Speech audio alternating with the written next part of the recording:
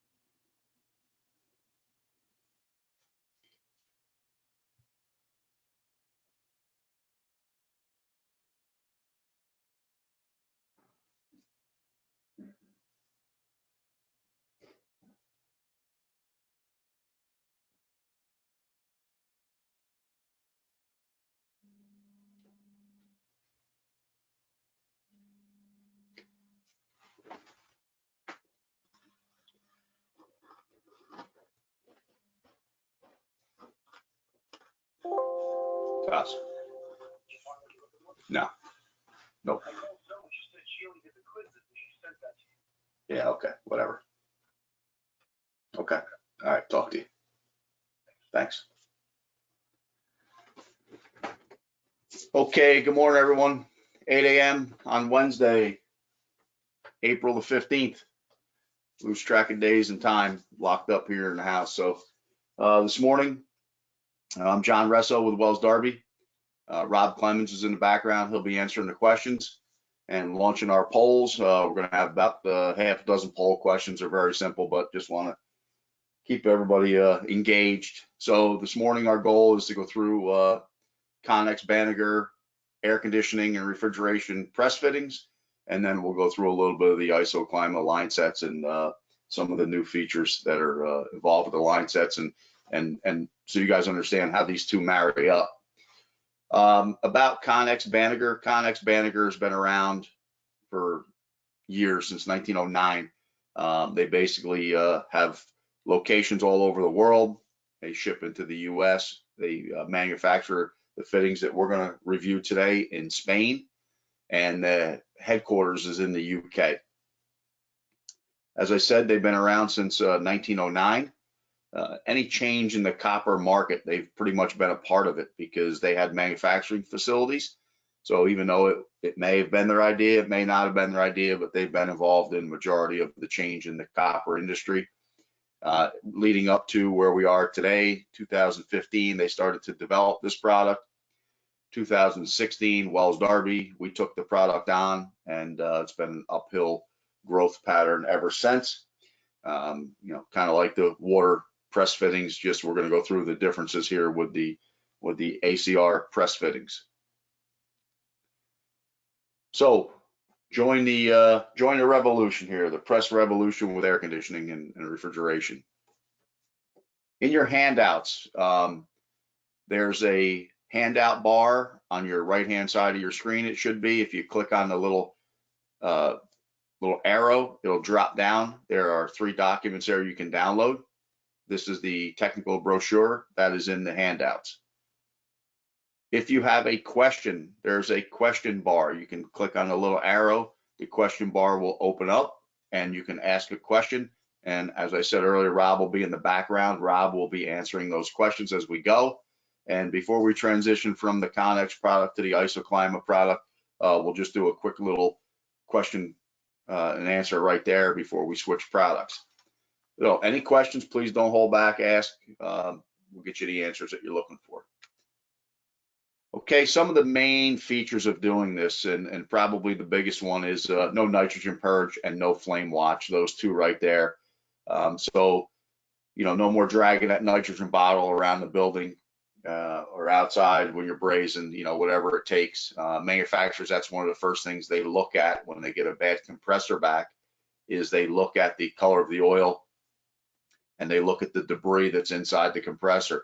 So we'll go through and show best practice on, how to deburr and ream the fittings here so we don't get debris into the compressor in the oil. And then the blackening of the oil, that's when you braze and you don't run nitrogen. That's the oxidation that forms on the inside of the copper, and that gets washed back to the compressor. So that's some of the things that a manufacturer looks for when they get it back. And again, this is in your handouts here, so I'm not going to read every bullet point. We'll keep this moving.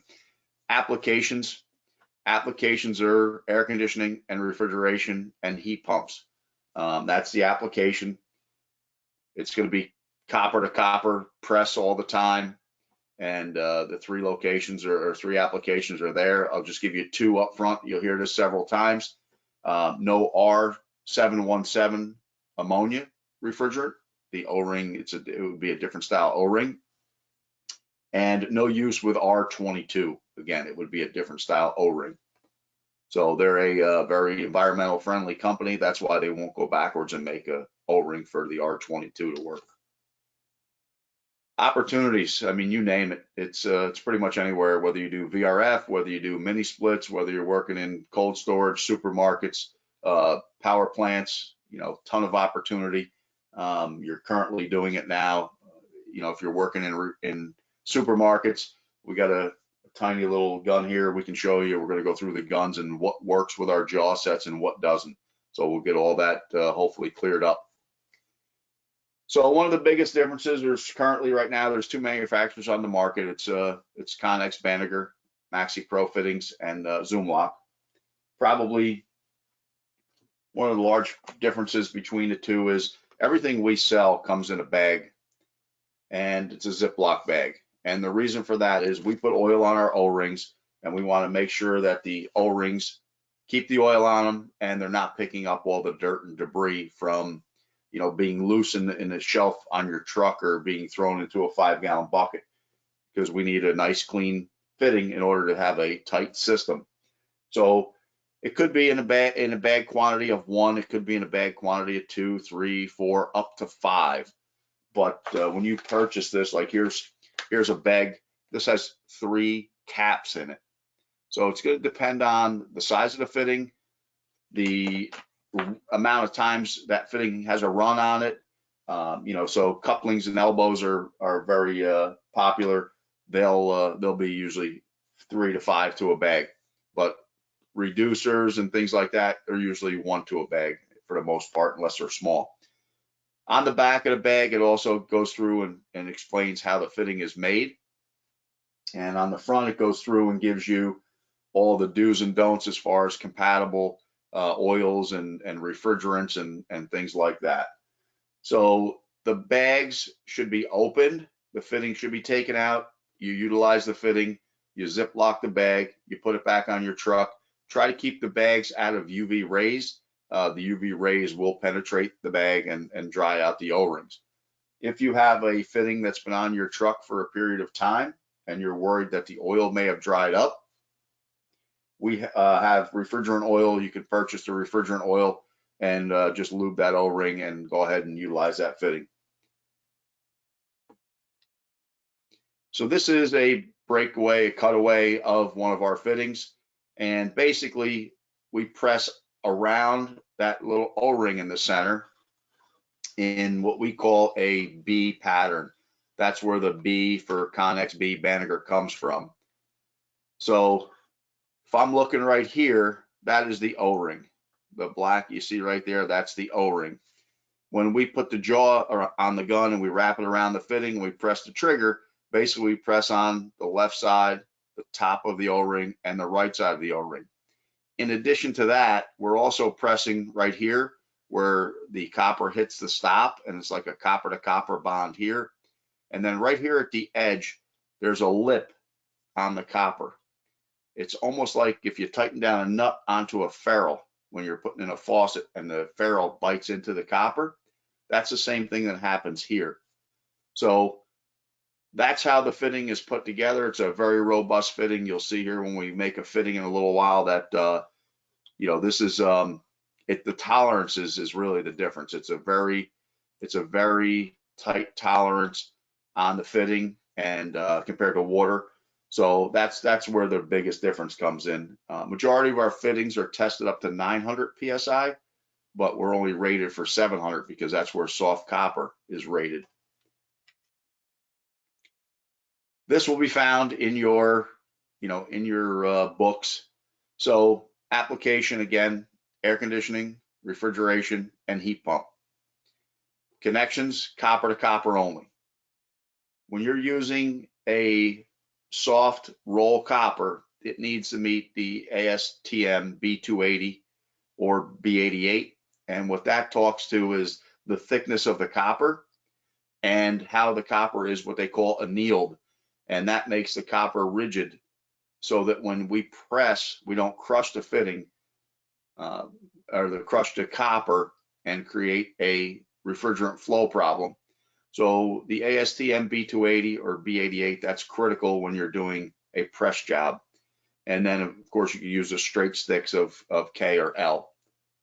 Currently our fitting range is 1/4 up to 1 1/8. But in the very near future, we'll have 1 3/8. So this is just a sample. Our 1 3/8 is only probably within a month, we'll have the 1 3/8. And then we'll have 1 5/8, and we'll end up going all the way up to 2 1/8. The O-ring is an HNBR O-ring. Our approved oils, you can see all the approved oils there: BOE, POA, PVE, AB, mineral oil. Not compatible with PAG. Okay, our maximum operating pressure, 700 PSI.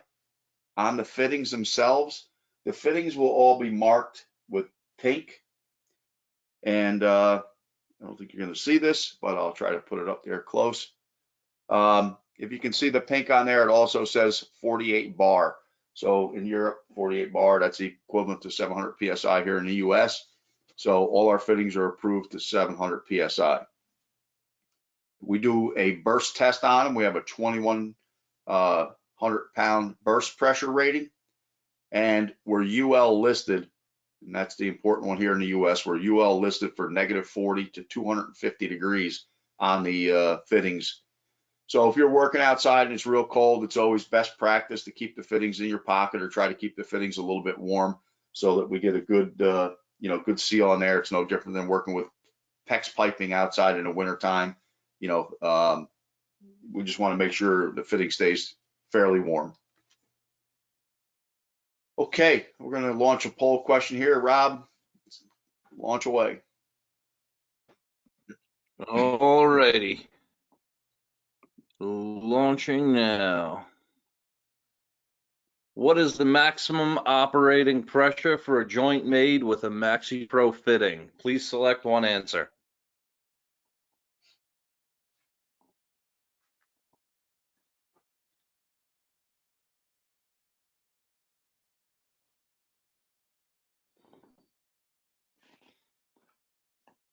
We got almost 70% of the votes in. I'll give you guys another 10 seconds or so, and I'll close it out.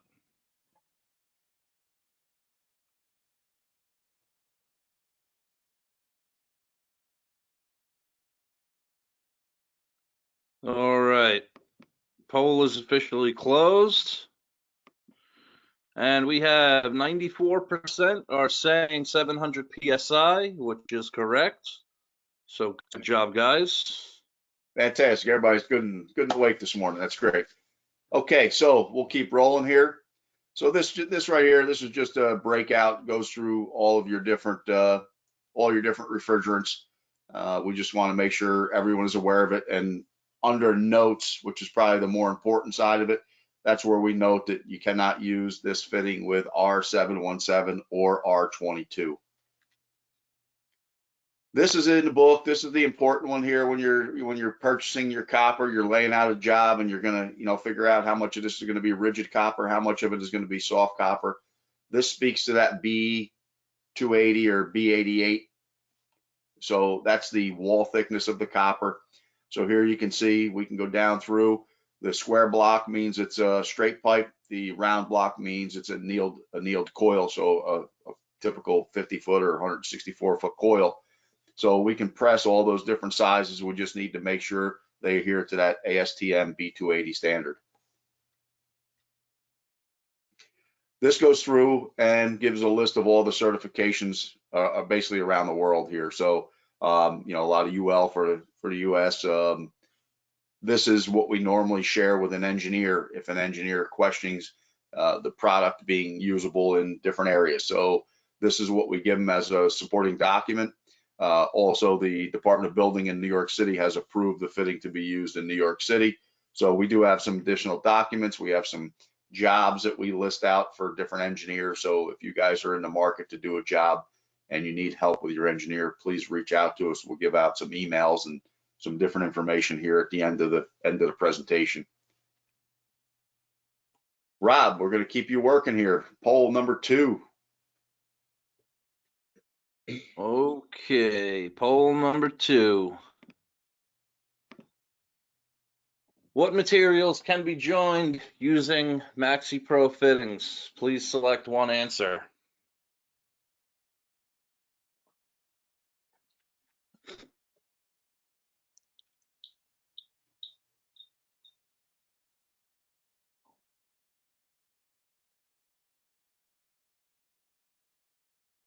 All right, we got 70% of the votes in. We got another 10 seconds or so, and I'll close it out.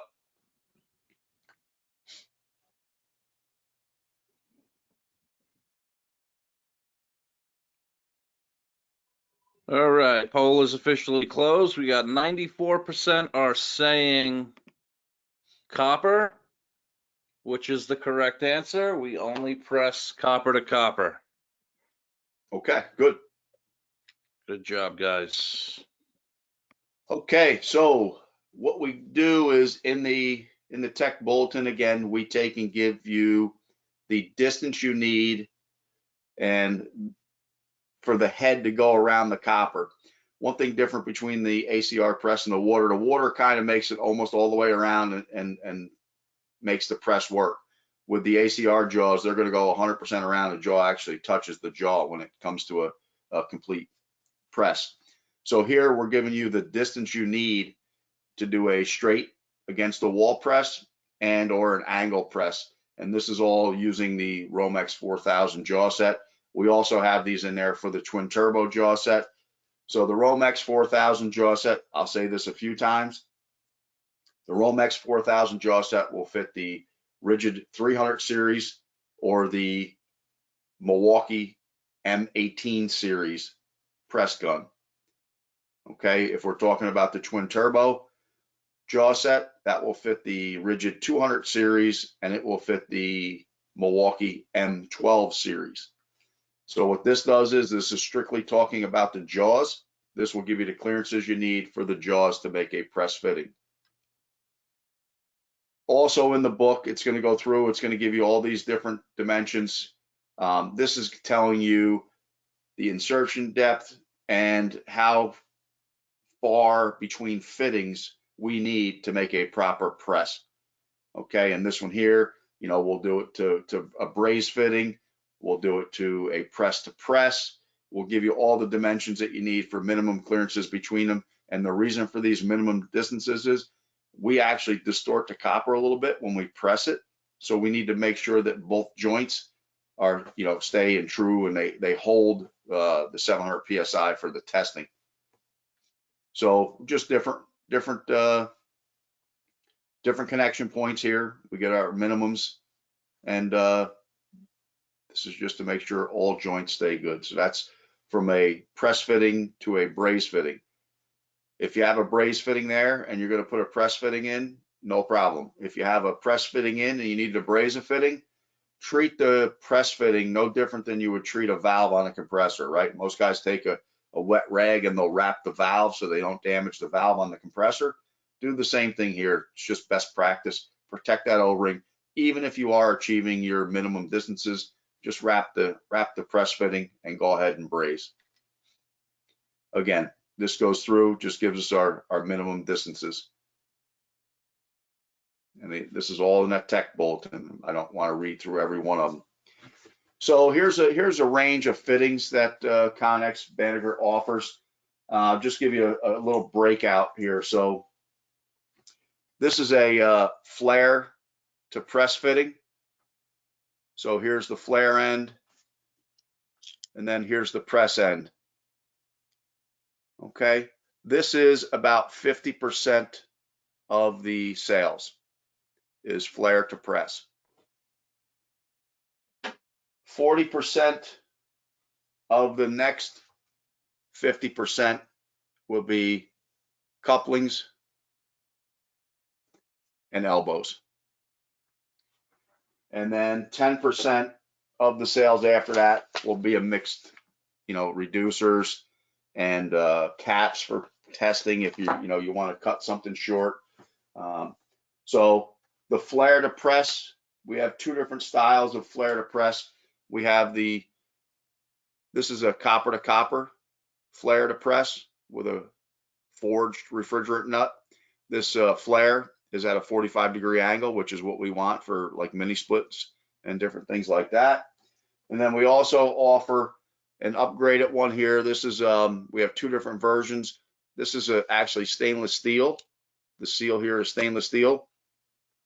This will come with a rubber a copper crush washer, like you see in the photo on the right-hand side with the stainless steel nut, and that looks like a little flare. That's a crush washer. That will actually go right in here, and you'll go ahead and slide this brass nut over and tighten it up.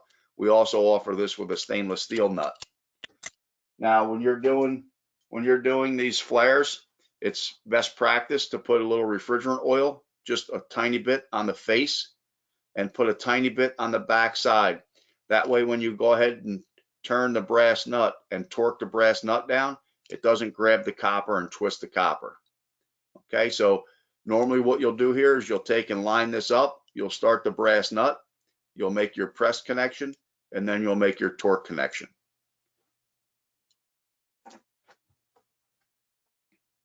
All different fittings there. The other thing about our fittings is all of our elbows are considered long way elbows. So we don't have to worry about calculating any friction loss or anything else. They're long way elbows.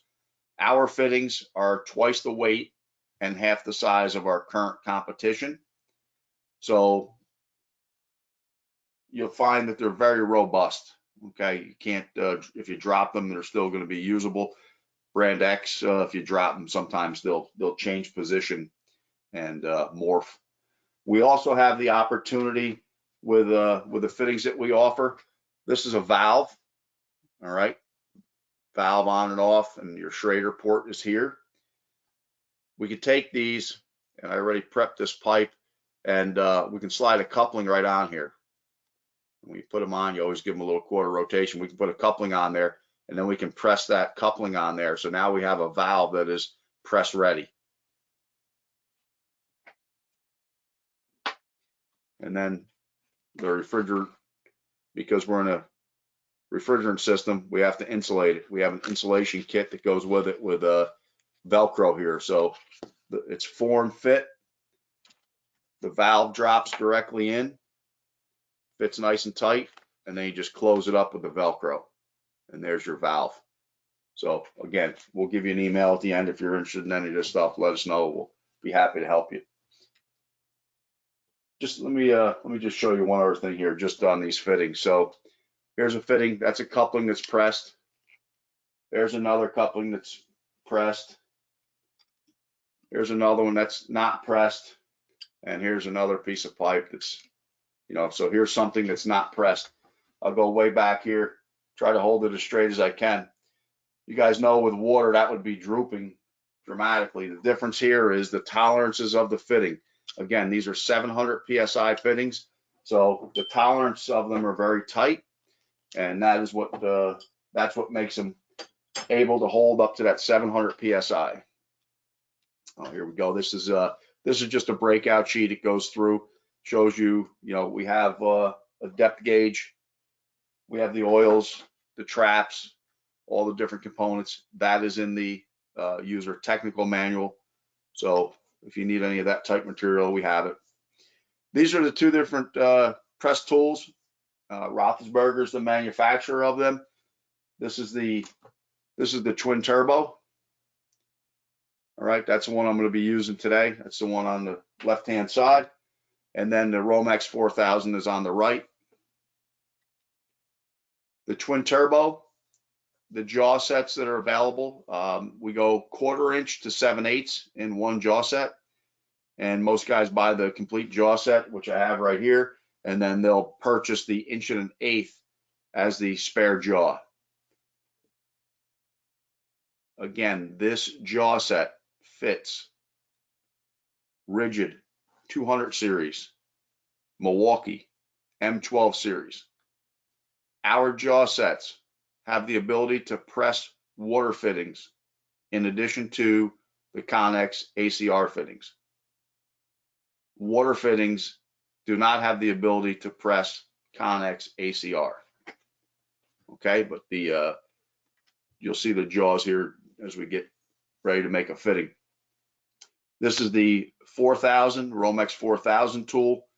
The jaw sets here, they go from 1/4 to 1 1/8. That's how everybody purchases them. And again, this jaw set has the ability to press water. And this jaw set will fit in a rigid 300 series gun or a Milwaukee M18 series gun. Direct change out for those type guns.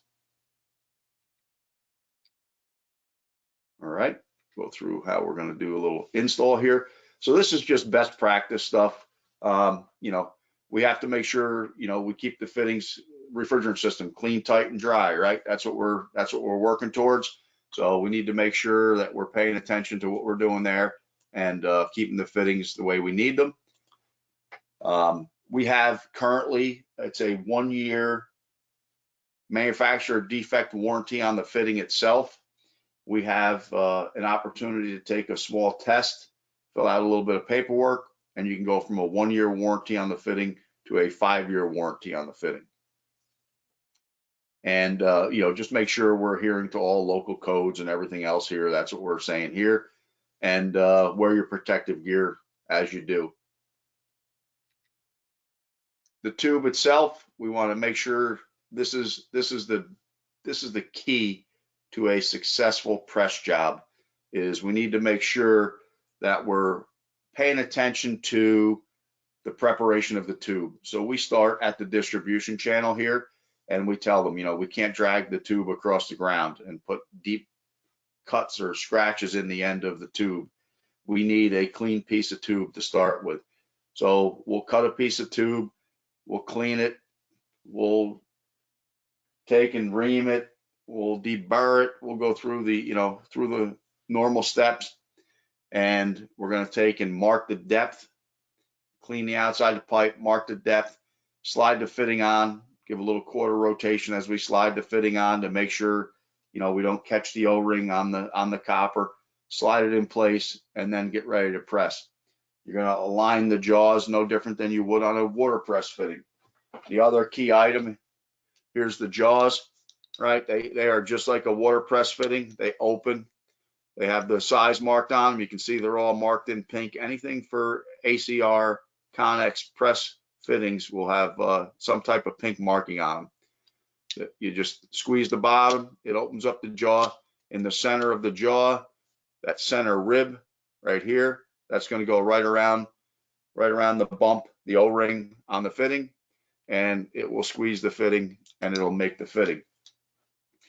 In the center here, you always want to make sure that these jaws are clean. So I always tell guys once a day, it's a good idea to go in here and wipe the jaw out once a day. And then just look at your fittings when they're done. This comes all the way down and closes. The jaw touches 100% together. So we need to make sure that we're not distorting the copper too much and getting they get like on the water fittings, you get the little sharp copper tip that comes off the end of them. and you should not get that with the ACR press. You'll get a small one because we're definitely changing the position of the copper. We're maneuvering the copper to get a good press, but it shouldn't be one of those long copper ones that comes out and it's very sharp. These here will be a dull copper tit on the end of them. So preparation is key. So in the kit, you get a rotary cutter. This is the only way to do it and do it right. When we're cutting the copper, when we cut it with a rotary cutter, we put it in there, we put pressure on it. So because we're doing that, we take and we manipulate the copper, we push it in and we push it out. So we need to address that. So we'll take the rotary cutter that's in the toolkit, we're going to make a clean cut. After the clean cut, also in here we have a reamer. We can ream the outside and the inside of the pipe. So we'll just take the reamer. Best practice is put the pipe in the downward position. We don't want the debris to get inside, and we're just going to take and rotate this around a little bit, and we don't have to be Hercules here. We just want to take and get that edge off that we just created when we cut the pipe. We pushed all that copper in and out, so that's all we're doing. We're taking that off. Going to go around the inside, and we're going to take and clean up the inside. When you're done with that, in the kit, there's also a deburring tool. On the back of the cutter, there's also a deburring tool. And I don't know if you'll see this, but normally when you go around here, you'll see some little bits of copper coming out, which they're adding up here on the desk. All right, that cleans out the inside. Then in the kit, you'll get a black Scotch pad, and the goal of the Scotch pad is to just clean the copper off. Make sure, as we just reamed it and deburred it, that we didn't leave anything on there that's going to catch the O-ring. So I clean it. Two things I'm doing here. I just did that so I don't catch the O-ring. I'm also now going to inspect it, and I'm going to make sure that there's no scratches on here deep enough to catch my fingernail in there. If there were, I would have to cut that off and start over. So we can't have a leak path anywhere on this pipe. When we press that O-ring around here, the O-ring doesn't know to fill a crevice. If we were brazing, I'm sure you guys could I could scratch the pipe all day, and if you're brazing, you could go ahead and fill that with the braze. But on this here, we're going to make sure that we have a nice clean surface. Okay. After we have the clean surface, this is a manufactured part. This is a coupling that I'm going to use today. I always just take 2 seconds and I look in and I make sure that both O-rings are in the fitting. Doesn't matter what size. And as crazy as this may sound, the toughest fitting to make is a 1/4 inch fitting, which is the smallest size you're going to be working with. So I have a 1/4 inch fitting here. All right, that's a 1/4 inch elbow and a pipe. Normally what you'll do when you're dealing with 1/4 inch is sometimes you'll have to take the deburr and go around the inside of the pipe first. That will allow you to get the inside of the reamer, okay, into that pipe, because it's almost the exact same size. So guys will take shortcuts because this is 1/4 inch and no one thinks that 1/4 inch is ever going to give them a problem. And then they'll push that fitting in there and they'll dislodge the O-ring. So 1/4 inch, believe it or not, that's the one I would pay the most attention to. But if you follow this best practice, it'll really save you some aggravation. So then in the kit, we give you this depth gauge and a marker. So what I'll do here is I'm going to take my piece of copper that I just cut. I'm going to take my depth gauge. I'm going to find out which size I'm working with, and I'm going to put it right into the depth gauge. And you can see as I drop that down in there, there's a window cutaway. And that window tells me I can see it. Everything here is, I can see everything. I don't have to get a gauge out. And I'm just going to mark that copper. And what that does is that now gives me the ability to say, okay, when I slide my fitting on there, if I hit that black marker, marking right there, that means my fitting is all the way in position. In the fittings, in the center of the fittings, we also have a stop. But when you're first getting used to this, you see on the left side here, they're showing you with the depth gauge and hitting the right spot. And then on the right side, they're showing you just double check it. So if we were to double check it, here's our mark, here's our fitting, and that's about where we would be. Okay, so I'm going to take this fitting. There's my mark. I'm going to put it on. I'm going to give it just a little bit of a quarter turn. And I've went all the way to my black magic marker. So that fitting is all the way in the proper position. So then what we're going to do is I'm going to go into the jaw set. I'm going to get my 1/2-inch jaw. We'll get the twin turbo. This gun works pretty much exactly like every gun on the market here. I'm just going to take this lever. I'm going to rotate it. I'm going to pull it out. Take my jaw set. I'm going to slide the jaw set in. I'm going to push the pin back in place, rotate it down, lock it in place. Here's the jaws. Let me release my gun. Okay. This rotates around. Also has an LED light when you hit it. You got a yellow button over here down on the bottom. If you start your press and you're unhappy with your press, just push the button. That will release the jaw, and it will release the hydraulic pressure going up on the ram. So you can undo your jaw and do whatever needs to be done. As far as the batteries, you got the push button like almost everybody has now. You can see how much juice you have in your battery before you start your press. The other thing this tool will do is it will check the battery before it allows it to start pressing. It wants to make sure it has enough capacity in the battery to complete a press so you don't ruin any fittings. In the case that comes with the tool, you get a spare battery and you get a battery charger. The battery charger is actually really nice. It's liquid or fan cooled, and it only hunts the battery cells in the battery that are dead. So you stay away from that hot battery syndrome that you may get with brand X, Y, or Z. So, but again, you don't need this tool. You can have a Milwaukee or Rigid tool. You do need the jaw sets. That's critical. So I have my gun ready to go. Here's the gun. I'm going to open up the jaws. Here's my fitting. You see the center, the bump there where the O-ring is. That's going to go directly into the center of the tool. And I'm going to go down here to the trigger, and I'll try to get this as close to the camera as I can so you can see it when I press it. It's lined up. I'm pressing. And that pressed the fitting. Take that out. Gun out of the way. That is now a fitting that is ready to be pressure tested to 700 psi.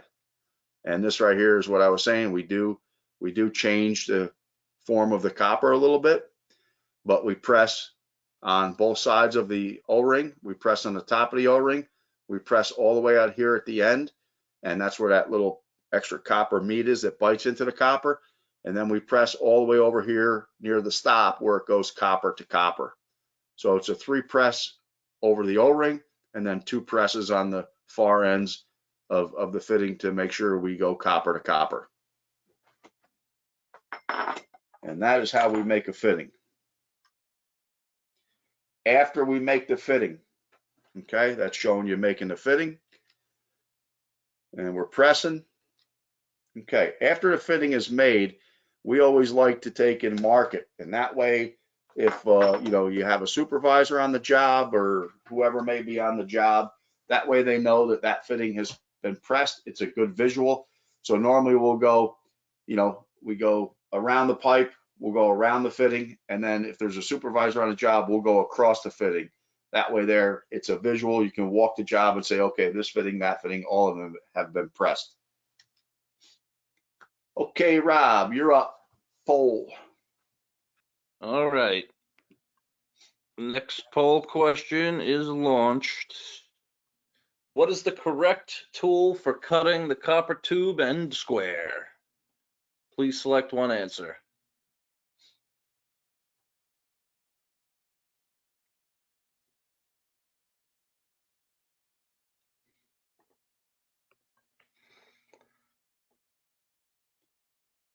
Gonna give you guys another 10 seconds. Got 70% in again. Great.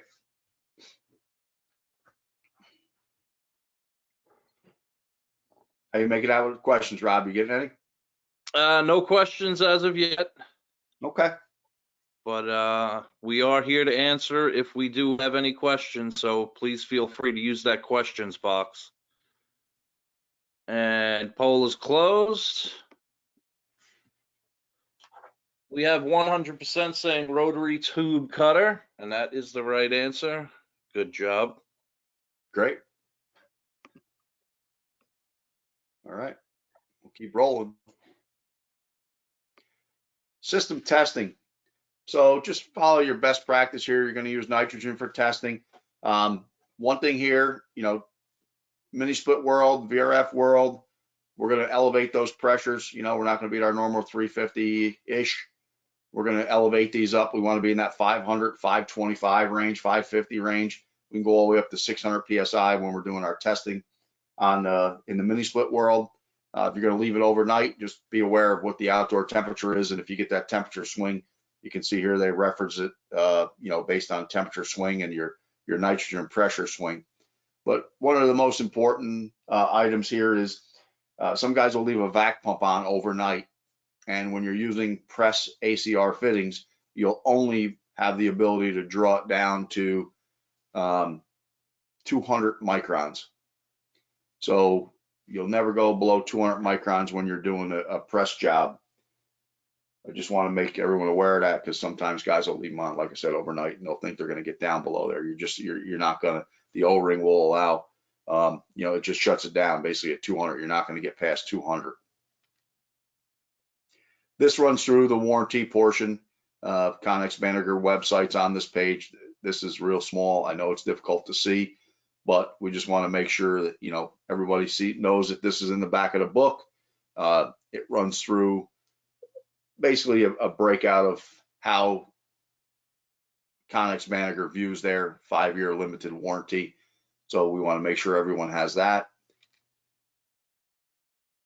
Okay, before we switch gears, does anyone have Conex Banneker questions?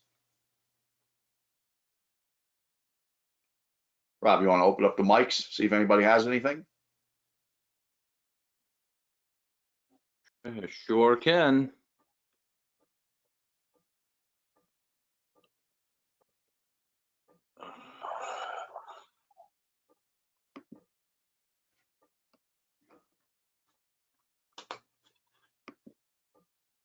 There we go. That's what I was looking for. Although I don't know if it worked.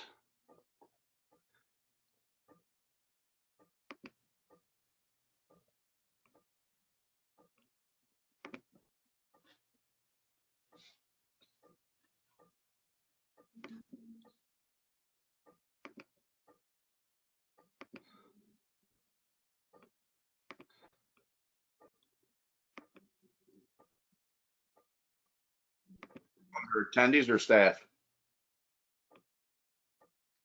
Because you muted me. Did I? Yeah.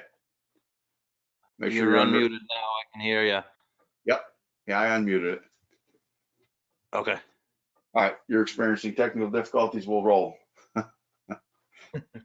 got the question box. So, all right. Switch gears here a little bit. We are going to go into Isoclima. Isoclima is the brand name, and they offer several products. We've been importing Isoclima products for about 5 years now. It's an Italian-based company. They actually control everything. They go to the copper mines. They buy their raw materials. They bring it into Italy. They manufacture they insulate, they do the whole process here, and that's not so common in the line set world. So Isopolar, we've been selling Isopolar for years. A new product that they're launching, we actually have a container about 5 days away. It's called Isotech. What the Isotech does is it has a coating on the outside of it to help resist formicaric corrosion.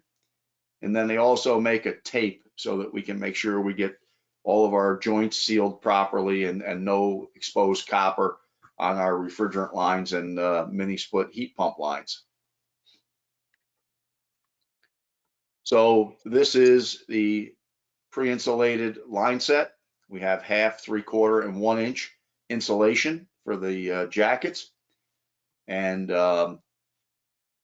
we've been selling this, like I said, for years. It's got on the copper itself, it has a foot marker.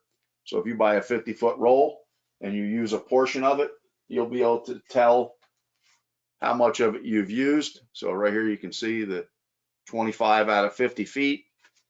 The brand name on here will be Isopolar. And there it is, the ASTM B280 stamp. And you're dealing with 3/8 copper here. So all that information is printed on all of our rolls. It's extremely helpful because a lot of guys, you know, you waste a lot of line set. We offer most of the sizes in 164-foot lengths. This will really give you the opportunity to cut down on waste. You can use it on more jobs. Just make sure when you're done, you crimp the end over so you have a nice dry line set. So again, we make it in single, we make it in dual, we have it in 50, some are in 82-foot lengths, some are in 164-foot lengths. You can buy it as a single or a double. So the one on the left is a single. The one on the right, those lines are actually joined together. They're insulated. We have a true 1/2 inch of insulation around them, a true 3/4, and a true 1 inch. And it's all ASTM B280. Okay, Rob, keep everybody engaged. Poll question number 4. All right. Poll question number 4. What size insulation is available on ISO line sets? Please select one.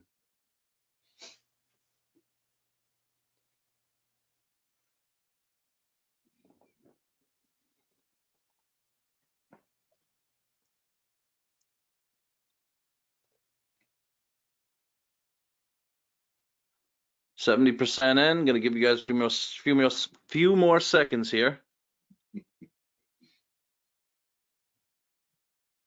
I haven't had enough coffee yet today. All right, poll is closed. And we have 89% saying all of the above, which is the correct answer. Right. Most common is 1/2 inch. So yeah, we're still good there. Okay, so Isopolar, that's the brand that we just showed you. It's the white line set with the true 1/2 inch of insulation. This also is the tear resistant outer coating. So when you're pulling it through the floor joists, it shouldn't tear and rip as you know, some of the old style black liner did. This is a breakout. It tells you the single pipe coils and what sizes we have and what lengths of those we have. And then it also breaks out the twin pipe coils. And we only offer them in 50-footers at this time. So you have 2 different options. Everybody likes to do things a little bit different. This gives you the options of which way you want to run your Isopolar line sets. Rob, we're just going crazy here with poll questions. Keeping everybody engaged. This one, I don't know if this one's in the right spot though. That's the only problem, is it? Formicary corrosion. Yeah, go ahead, throw it up there. Let's see what, yeah, throw it up there. All right. What causes formicary corrosion? Please select one answer.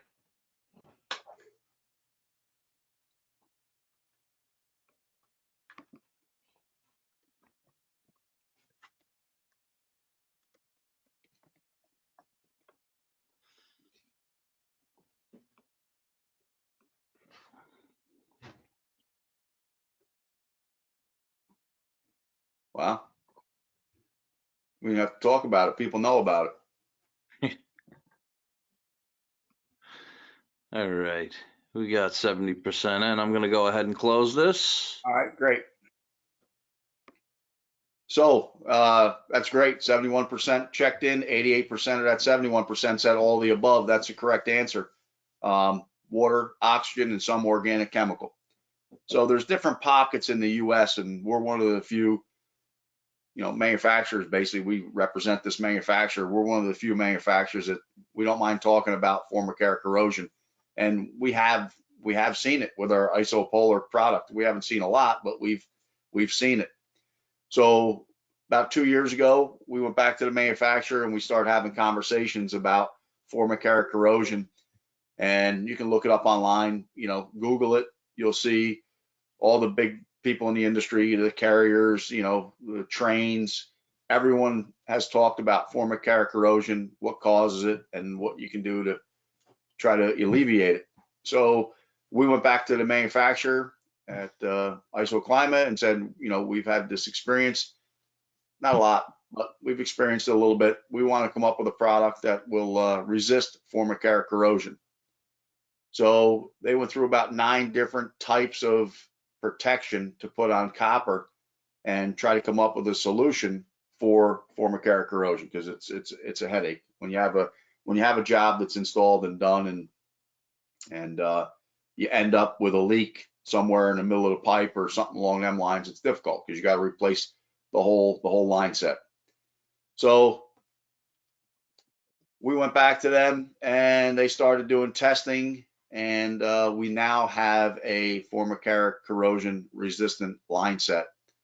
And this would not be used in every application, but if you have an area where you do your installs where you've experienced formic air corrosion, or you're along a coast, a shore where you have salt water, if you're in a region where you have high sulfur content in the air, the quality of the air, high sulfur content, anything along those lines, this would be a good product to utilize.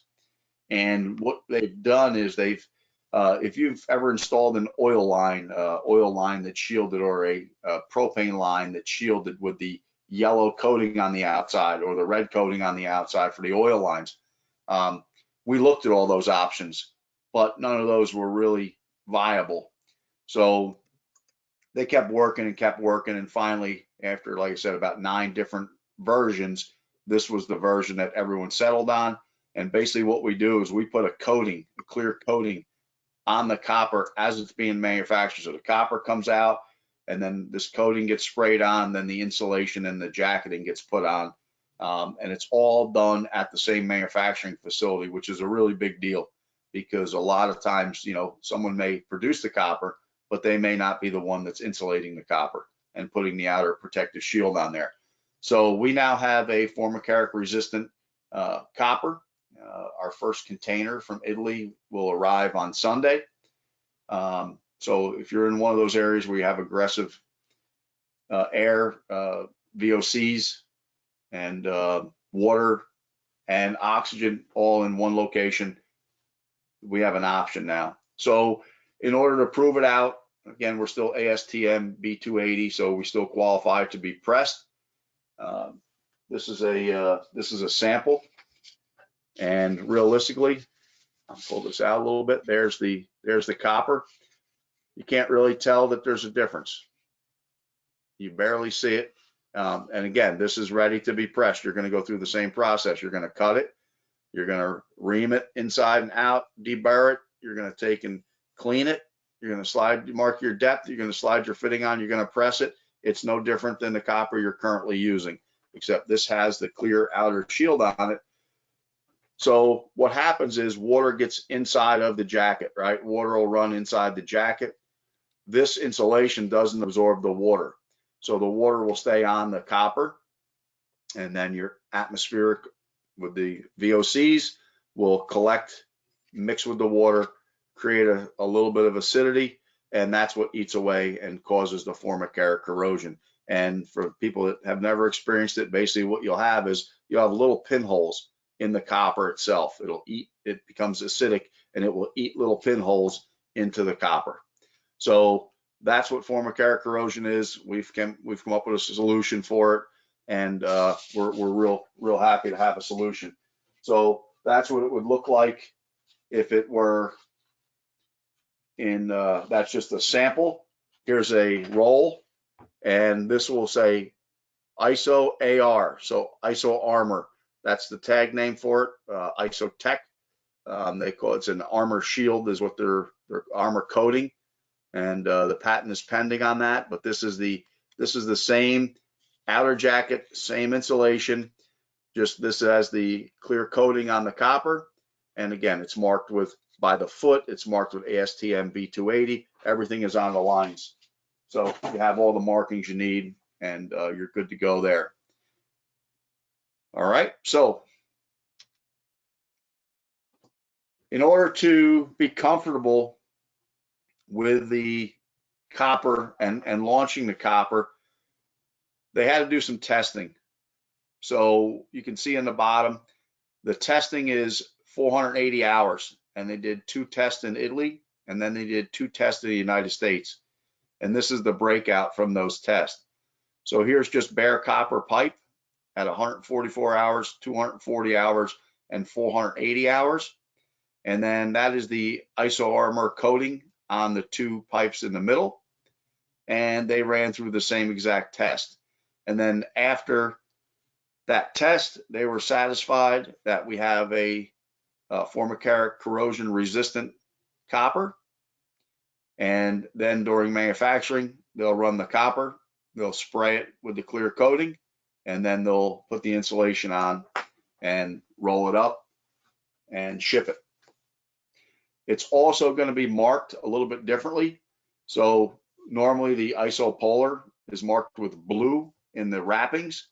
The ISO Armor will have an orange wrapping on there, so you'll be able to tell the difference between the products. Isopolar, which is our standard line, which is still fine. We're still selling it. That's going to be the lion's share of our sales, but it'll be marked with the blue as it always has been. That'll be the clear shielding around it. It'll be marked with blue, and then the ISO Armor Isotech product will be marked with orange wrapped all the way around it. So we're really excited to launch this. Here's the breakout of all the different sizes. So 1/4 up to 7/8. We have 1/2 inch insulation only on this brand right now, and we go from 50 footers to 82 footers to 164 footers. So that's what our breakout is. If you have a need, we have the product. And then they also offer tape, and this is to make sure that when you get to the ends of the runs, if you cut the insulation back so you can make your fittings and everything, and then you put that piece of insulation that you cut off back on, you have the ability here to seal all of your joints to make sure you have a full wrap all the way around there. We don't want refrigerant flashing off on a mini split somewhere different from where we want it to. We offer it in black and in white, and we at Wales-Darby, we have that on our shelves. Hey, John, I got a good question here about soldering and brazing the Isotech copper. Is there any effect on that coating? Yeah, so far everything we've done, I would clean it just to get it's a very thin coating on there, but I would just take and clean it off with a little piece of Scotch pad, put it in there and braze away. They've seen nothing, no accelerants or anything like that. They haven't seen any of it flash off. We had them do some brazing with it. We also had them do some press fittings with it. We sent press fittings over, and we haven't seen anything that's going to tell us we shouldn't be doing, pressing or brazing on that new coating. When they actually get the copper, it's actually difficult to even see the difference between a standard piece of copper tube and the Isotech. Once you feel it with your fingernail, you can feel the difference. And if you take the Scotch pad to it, you can feel the difference a little bit. So I'll just take a piece, here, I'll take this right here.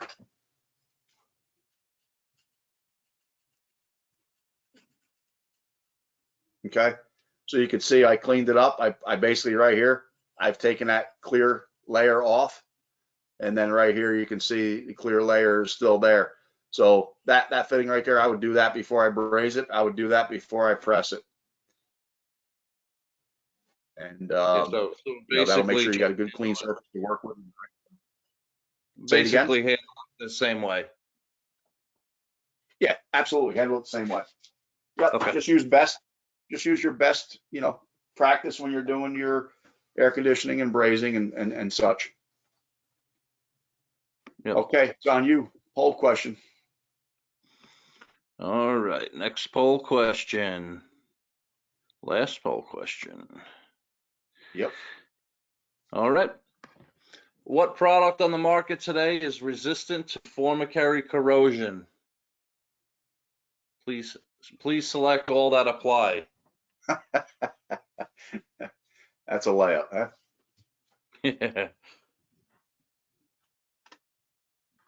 Well, they sat through a lot of poll questions in a, long class with a lot of different information.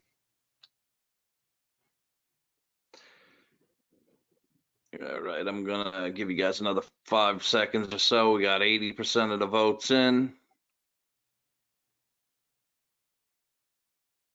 And we're gonna close that down. So we got a whole bunch of votes there. Everybody's gonna be correct in this one. All right, good. All right, we want to thank everybody for giving us some time this morning. If you would like the test, my email is J, the letter J, RESSO at Wales-Darby.com. WALESDARBY. Just send me an email. Tell me you'd like the test. I'll get the test sent over to you. You'll take it. It'll be in a format where you don't have to print it or anything else. You can just answer the questions, on there live. If you'd like to reach out to me when you get the test, my cell phone number, 908-300-1576. If you want to call, say you want the test, you want to text, tell me you want the test, or you want to email, tell me you want the test. Or if you have any questions that you haven't asked, you need answered, if you need to spec a job, we'll help you do that. You need to know a distribution channel to get the copper line sets or the fittings, we can help you with that. If you have any questions about the jaws, we can help you with that. The email is J, the letter J, RESSO, J Resso at Wales-Darby.com. WALESDARBY.com. And if you print out the Wales-Darby residential line card, you'll probably find the email on there. Rob, did you figure out how to open up all the mics if anybody has any live questions? Yes, and I'm going to open it specifically to John Denome. He had a question regarding the lifespan of the O-rings, but I need him to be a little bit more specific on that. So I'm going to open it up to him first. Yep. John, you there? Can you hear me? Yep. I'm just wondering, there's all these different products with O-rings in them, with press fittings. And I'm just curious what the manufacturers say the lifespan of the O-ring is, how long it's going to stay tight. We fall right in line with everybody. It's a 25-year O-ring. So, falls right in line with water. But agreed, it's a 25-year lifespan. If you're expecting to, put something in that's going to have to be there more than 25 years, you may want to go a different avenue. Thank you. Absolutely. Thanks for attending. Thanks for being John, here. are you currently pressing?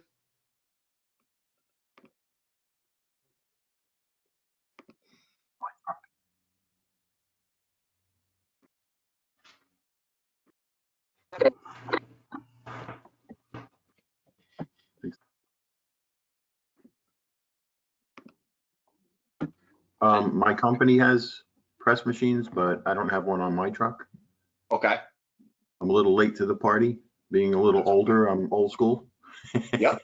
Yep. That's fine. You know, it's different. It's definitely different, but it saves a ton of time, and humping that nitrogen tank around gets a little difficult. And you know, I don't know if you're doing mini splits or you're doing, you know, VRF type jobs. Most of the VRF type jobs, what we're seeing some contractors do is they're actually taking like the refrigerant branch unit boxes, the RBUs, and they're taking them to their shop, and they're doing all the brazing at their shop and getting them ready for press at the job. That way they don't have to get a fire permit. So Right. separation tubes, the RBU boxes, they'll do all the brazing at their shop, run the nitrogen at the shop where it's a nice, you know, you're working at a normal height and everything else. And then they'll have them out to the job site, and then it's just press at the job site. And when we got residential guys that are taking condensers and air handlers and they're bringing them into their shop, and they're converting them, they're either cutting off the swedge or they're brazing a piece out at their shop when they're running nitrogen, so that they're pressed when they get to the job site on the residential side. So guys aren't in the attics for hours at a time, you know, sweating at 140 degrees. That's a great tip. Thanks. Yeah, certainly. All right, so Rob, we answer all the questions? I believe we got all the questions. I got all the mics are now live. So if anybody has any questions, you can feel free to shout them out. What was the cost of the guns? So we sell to distribution. So I'll throw a ballpark number out there. Gun and jaws, call it approximately $2,500. If you're we normally we run some specials every once in a while. When you buy X amount of fittings, you have the opportunity to get $500, $2,500.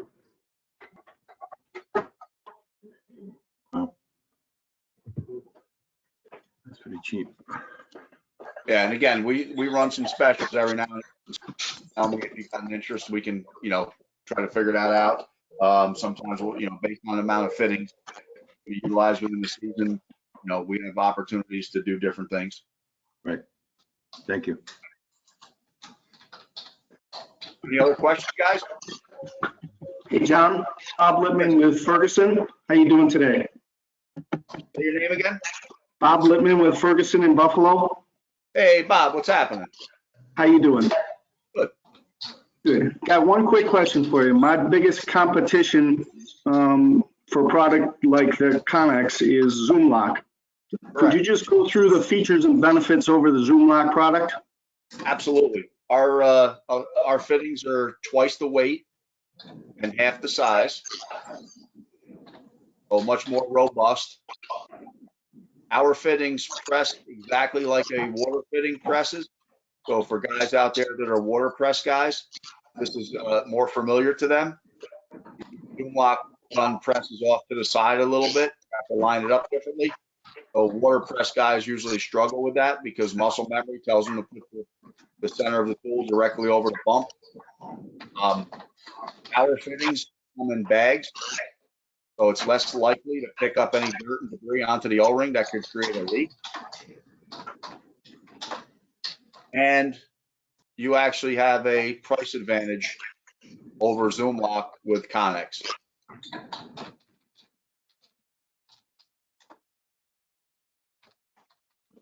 Thank you, sir. Yes, thank you. Absolutely. Anybody else?